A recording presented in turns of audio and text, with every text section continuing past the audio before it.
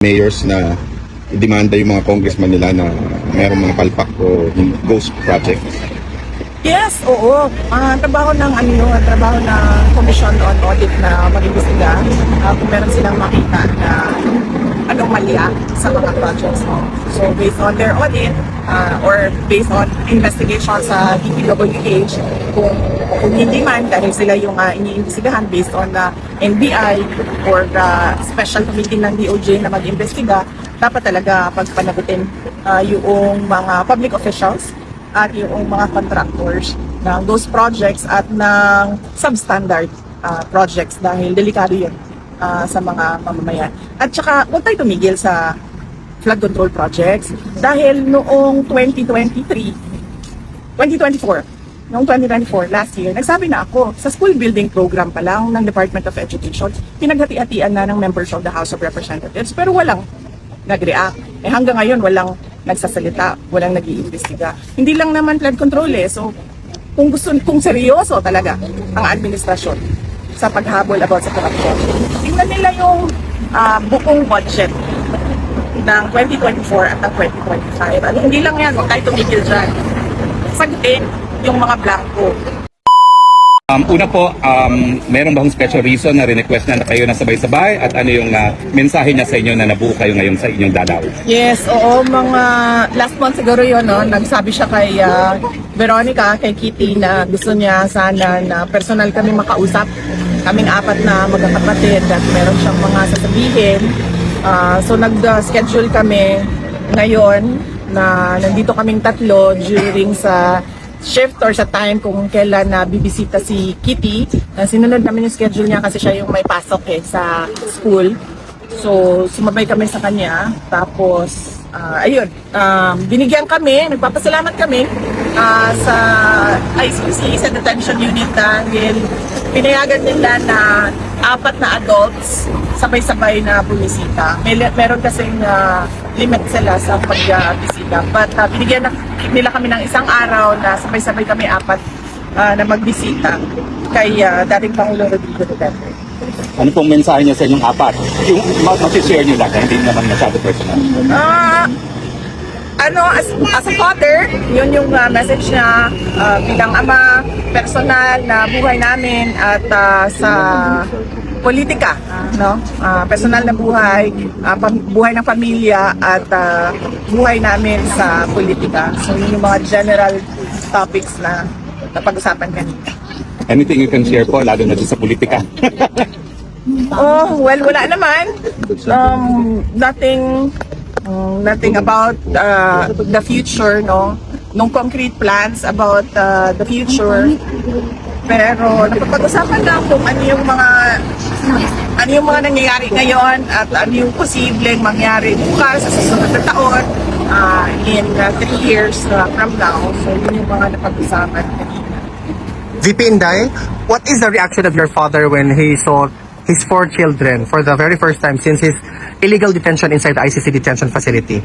Masaya siya. He's been informed of it since Friday of last week. Nung 3 na kami ang bumisita at sinabihan na siya na nag-aantay na lang ng isa.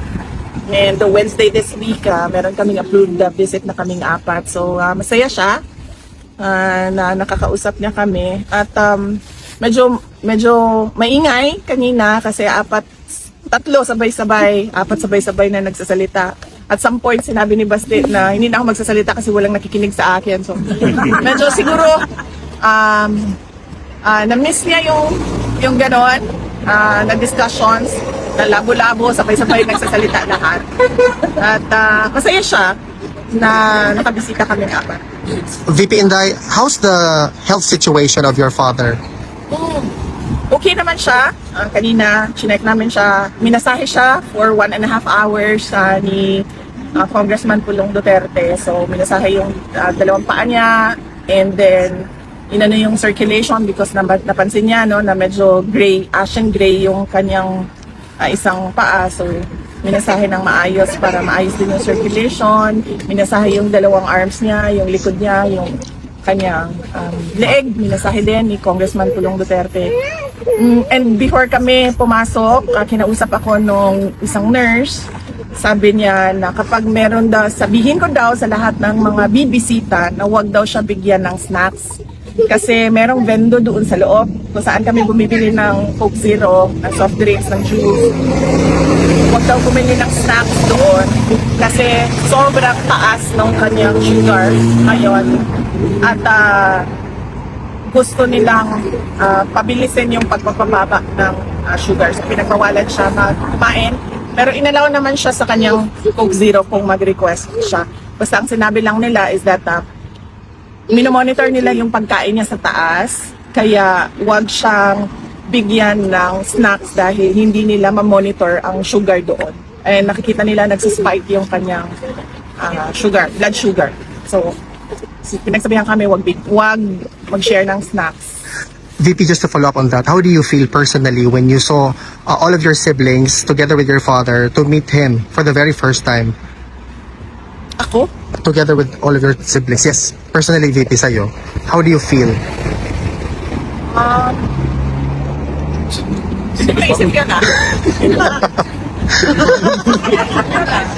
First time pa natin na apat na since birth. Sa pagbisita, VP. Wala akong feelings.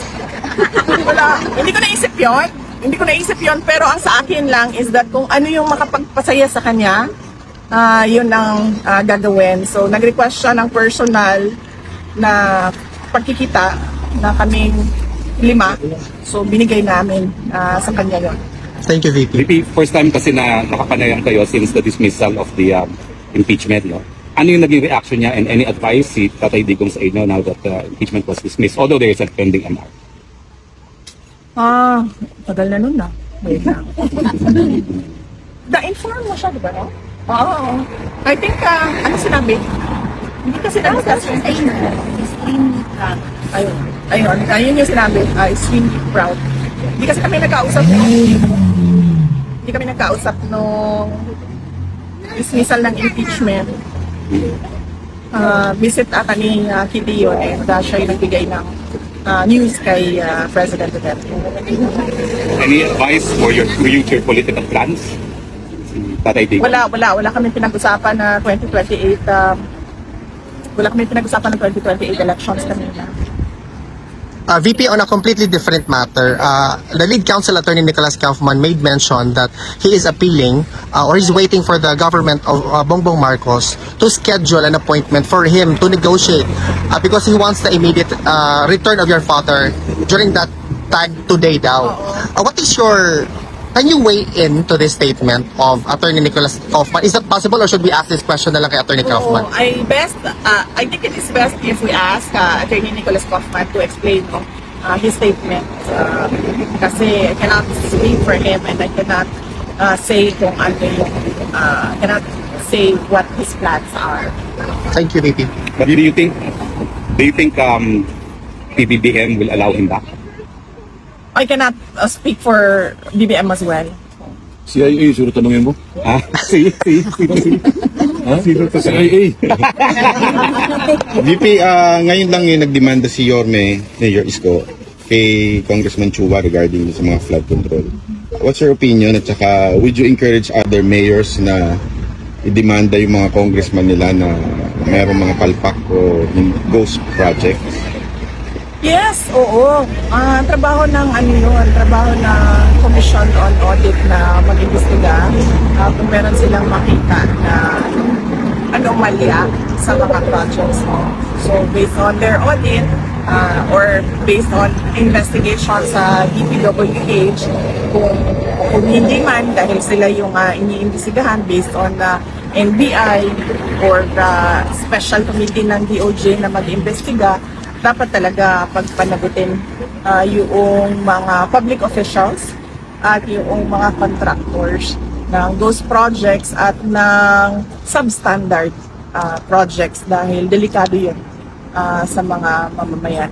At saka huwag tayo tumigil sa flood control projects dahil noong 2024, last year, nagsabi na ako, sa school building program pa lang ng Department of Education, pinaghati-hatian na ng members of the House of Representatives, pero walang nag-react. Hanggang ngayon, walang nagsasalita, walang nag-iimbestiga. Hindi lang naman flood control So, kung seryoso talaga ang administrasyon sa paghabol about sa corruption, tingnan nila yung buong budget ng 2024 at ng 2025. At hindi lang yan, huwag tayo tumigil dyan. Sagutin yung mga blanco doon sa budget. Madami pa tayong questions. So, hindi lang flood control. Lahat.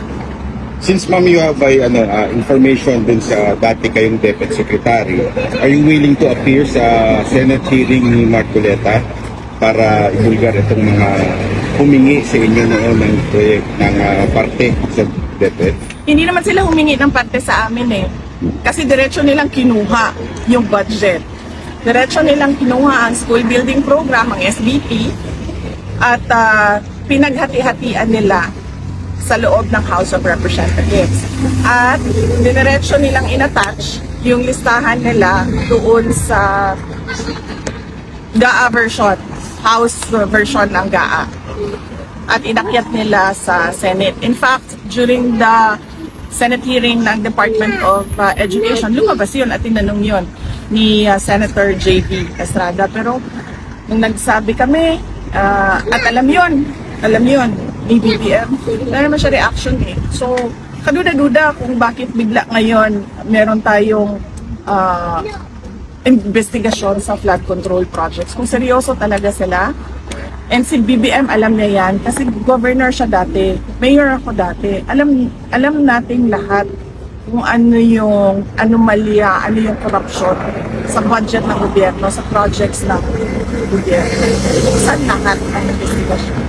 And ma'am, any comment dun sa latest na sinabi ni BBM na lifestyle checks daw ng mga official? Oo. Dapat lang. At hindi lang yung elected public officials pati yung mga appointed public officials. At hindi lang yung mga yung on the surface na sasabihin natin kung ano yung nakalagay sa salin. Dapat deep dive kung sino yung mga dummy. Ilabas yung mga dummy ng mga public officials. VP, kung may pagkakataon kayo ngayon, paano nyo haharapin itong problema ng korupsyon, lalong-lalo na sa infrastructure? Yan yung sinasabi ko kanina na ayoko magbigay ng libreng advice sa administrasyon. Panoorin na lang natin sila sa circus nila. Panoorin na lang natin sila sa kanilang zarzuela. Corruption, tapos flood control lang. Ang daming projects sa gobyerno, hindi lang flood so yun lang po. Okay. At kailangan ko magpasalamat. Unang-una sa inyong lahat. Ang aming pamilya po ay nagpapasalamat sa inyong lahat. Nandito kayo sa Hague. Yung iba, hindi taga Netherlands. Meron pang galing sa malayong New Zealand. Napakalayo na lugar. Pumunta dito.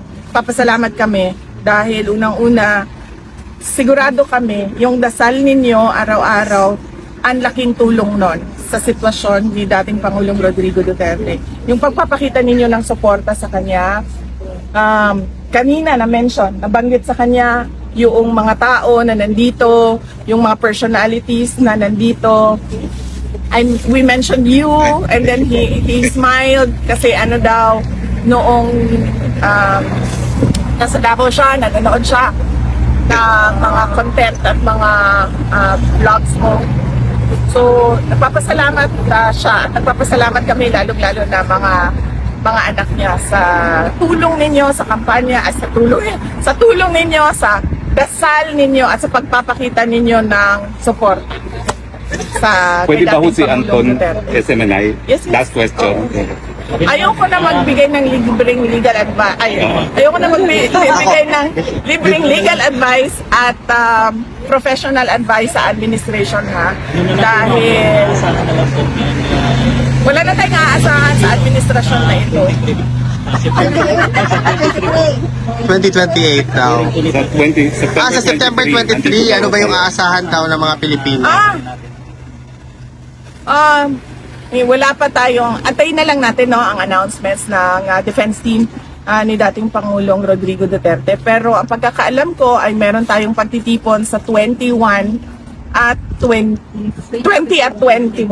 Yes. 20, Kuya, 21, tatlong araw na. 22. Actually, ma'am, it's from 19 to the 24. 19, 20, 21, 22, 23, 24. Okay, 6 days. Okay. September, So opo. merong pagtitipon ang mga Filipinos dito sa The Hague 19 September 19 until September 24. 26 yan. So yun yung mga mangyayari sa We will also have the exhibits, ma'am, also. We will reinstall the exhibits that yes. doon sa Lanfano. Okay, sige. Okay, sige, sige. Okay. All the exhibits. Maraming salamat Maraming salamat sa suporta ninyo. And sa 20 and 21, meron din sa Japan. Malaki yung hinanda ng Filipino community sa Japan, September 20 and 21. Napapasalamat kami na hindi kayo bumibitaw. Yes.